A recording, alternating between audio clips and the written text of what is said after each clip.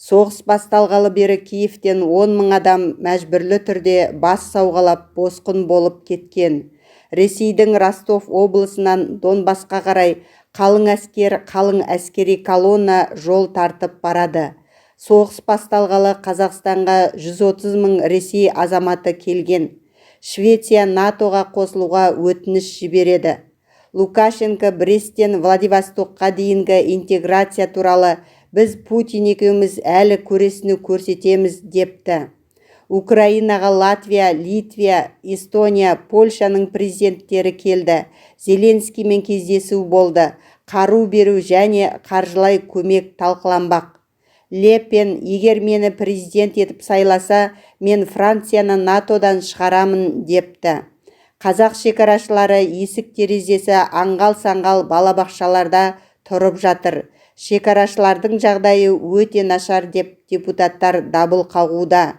Жау тесіп кіріп кетпесін бір күні. Ал Ұлыбритания санкция тізімін кеңейтті. Сөйтіп, Ресейдің тағы 206 жеке тұлғасына санкция жариялады. Олардың арасында кеше ұсталған Путиннің досы украиналық олигарх Виктор Медведчук те бар. Украина, Эстония, Латвия, Литва мен Польша президенттері бірге.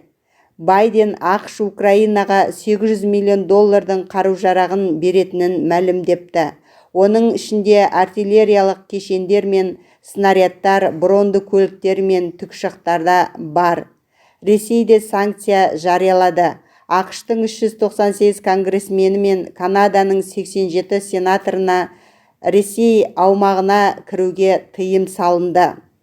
Франция президенттігіне үміткер Ле Пен Қырымды Ресейдікі деп есептейтінін, Украинаға кіруге тыйым салынғанына өкінбейтінін айтты. Греция Ресейдің газынан бас тартты.